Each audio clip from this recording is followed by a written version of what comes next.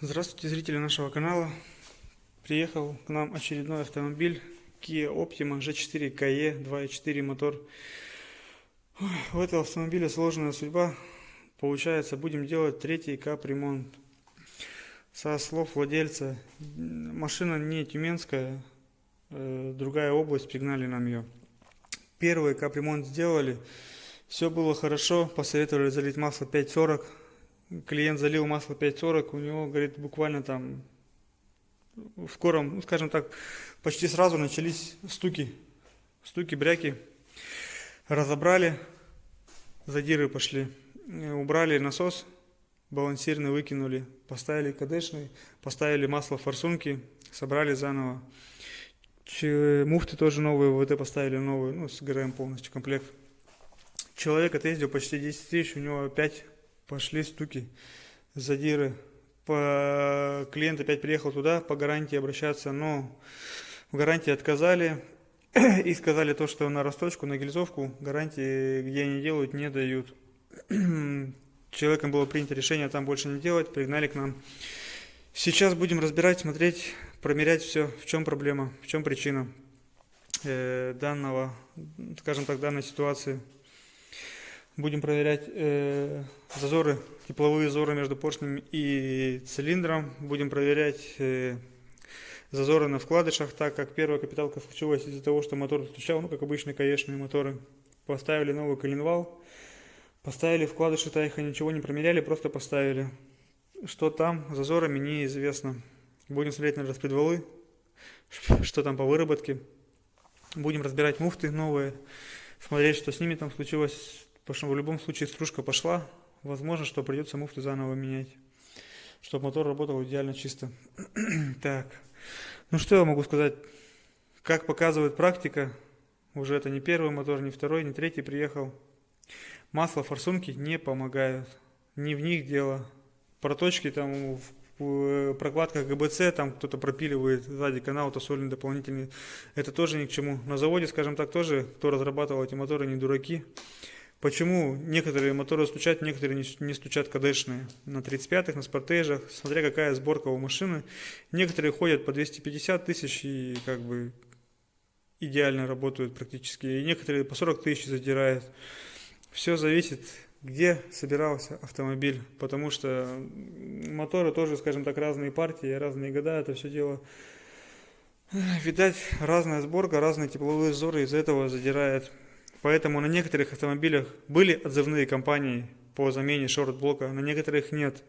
Вот на которых были, на тех происходят задиры, на которых не было отзывной компании, те, в принципе, ездят до сих пор и не знают никаких проблем.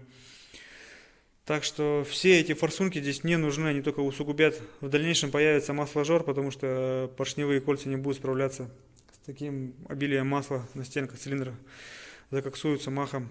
Кто-то там начинает дорабатывать в поршня, кольца. Зачем? Для чего? Это лишние деньги сдирать с клиентов. Собирается все правильно, на правильных зазорах, и эти моторы будут ходить.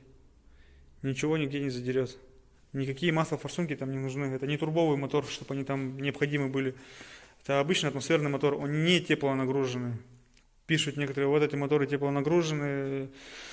Уважаемые зрители канала, теплонагруженные моторы это у немцев, там до 100 с лишним градусов термостаты, все эти вентиляторы срабатывают. Тут нет такого, это обычный мотор, он не теплонагруженный.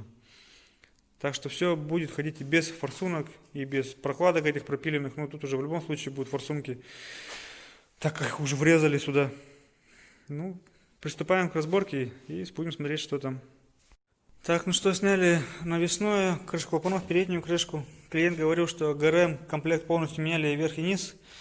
Муфты действительно новые стоят. Цепи, башмаки все новое. Натяжители и на ГРМ, и на насосе старые. Ладно, на насосе, на ГРМ-то нужно было поменять. Скорее всего, из-за этого звук-то и был с утра трескающий, там пару секунд рык, клиент говорил, и пропадал, а потом только оставался стук поршневой. Поэтому натяжитель будем новый заказывать. Сейчас будем проверять зазоры на клапанах, впуск-выпуск. Что там по зазорам, не знаю. Возможно, и их придется регулировать. Их в любом случае придется регулировать. Так как головку, скорее всего, будем тоже притирать, все это делать. За людьми, кто делал этот мотор уже 2 раза. Что там, неизвестно. Ну все, приступаем к замеру зазоров. Разобрали оптиму, достали мотор, разобрали, замерили все зазоры, какие только возможны. В принципе, ничего такого критичного нет. Ну, по кольцам маленько маловат. В пределах допуска, ну, мы бы сделали побольше маленько. Видно, что чуть-чуть подтирает. Потом по коленвалу, по шатунным зазоры нормальные, а по коренным, скажем так, очень маленькие. 1,5-2 сотки. Это маловато все-таки. Ну и видно, что его начало подъедать. Вот оно. Риски пошли по нему. Потом по поршневой зазоры тоже маленько великоваты, но с такими зазорами они не должны брякать. Стучать только, скажем так, если геометрия поршня не выдержана, подделка, возможно такое. Но при 6 сотках он стучать не должен, как он стучит на холодную. Так, ну что, тут в принципе все. Сейчас будем согласовывать с клиентом, что делать. Остальные нюансы расскажем, и там клиент будет принимать решение. Снова здравствуйте. Пришло время у нас Kia Optima, KE мотор. Так, ну что, все, вал обкатали. Получается, что у нас по валу? Как и говорили, коренные у нас 0,25, а шатунные остались те же самые. Износа никакого нет, ничего нет. Пробовали подбирать оригинальные вкладыши на корень, чтобы, скажем так, увеличить зазор. Ничего не выходит, там зазор еще меньше, чем на этих вкладышах. Поэтому пришлось делать 0,25. С таким зазором оставлять нельзя было. Поэтому вышло все вот так. Перегильзовали на оригинальную поршневую. Те поршня выкинули. У тех поршней еще один маленький дефект был. Поскольку зазор был маловат, в кольцах тепловой начал разбивать канавки посадочные под кольца, то есть они там болтались, скажем так, больше пределов допуска. Масляный насос также новый, клапан подзакусывает, то есть тоже не понравилось. Он должен там ходить легко и плавно, то есть без всего. А у него были моменты, что он закусывал там заусенки. Клапан достали, все посмотрели, и там заусеницы, получается, в самом посадочном месте. Поэтому насос тоже новый. Ну, естественно, кольца и прокладки. Сейчас будем выставлять тепловой зазор на кольцах, запрессовывать поршневую, одевать полуподдон, масляный насос, поддон, ну и собирать, в общем. Машина уже стоит, ждет. Приступаем. Подготовили автомобиль, вывесили коробку. Все готово к установке. Вот он, блок наш, красавчик. Даже приятно смотреть, когда все новое, все чистенькое. Ну что, сейчас ставим крепление и устанавливаем блок на место. Масляный фильтр на месте. Как обычно, давление, скажем так, прокачали. Сейчас оно должно загореться, погаснуть, лампочка должна махом. Давление пойдет почти сразу, практически сразу. Так что все, приступаем к установке блока. Так, ну что, ГБЦ готово к установке. Поверхность обезжирена.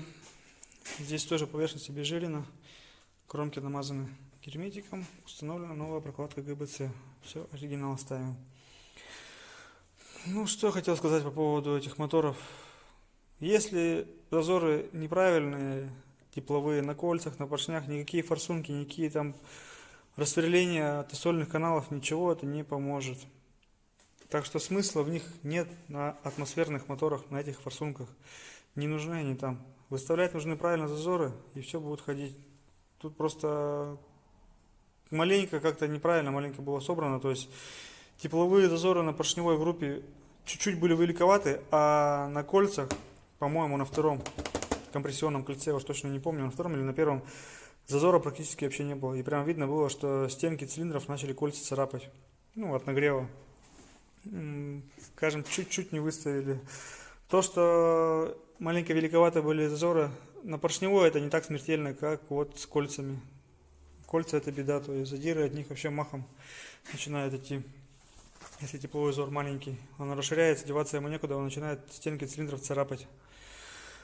Ну, поскольку здесь уже установлены масло форсунки, то есть уже никуда не деться. Ладно, хоть они установлены оригинальные. Клиент не поскупился, поставили ему оригинальные масло форсунки. Не вот эти вот, которые в постель врезаны, жигулевские, а хотя бы оригинал. И то хорошо. Ну все, устанавливаем ГБЦ, начинаем протяжку ГБЦ. Собрали оптиму, залили антифриз, залили масло, подцепили аккумулятор. Будем делать первый запуск автомобиля. Так, все завернули, все подцепили. Пробуем первый запуск.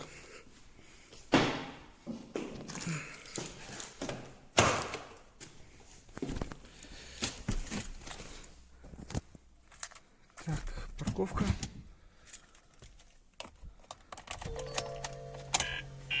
Давление горит.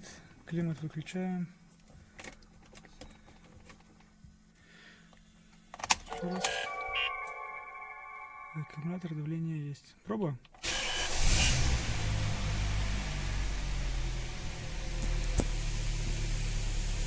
Окошко откроем.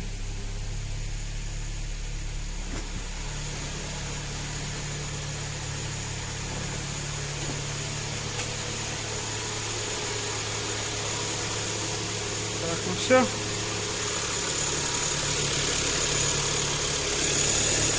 Маленько все-таки звук от муфты идет, чуть-чуть есть. Слышно. А так, никаких посторонних звуков, шумов нету. Будем прогревать, смотреть, чтобы нигде ничего не бежало, не шумело, не капало. Ставить защиты и отдавать автомобиль. Ну все, на этом наша серия заканчивается. И вот он звук появился басящий. Убран катализатор и поставлен, так скажем, пламя-гаситель, так называемый. И вот не пламя-гаситель, это резонатор. От него, по-моему, шум еще больше, чем если бы ничего там не было. Басистый такой звучок появился от этого резонатора. Ну ладно, это мелочи. Так, ну что, все. На этом наша серия заканчивается. До свидания.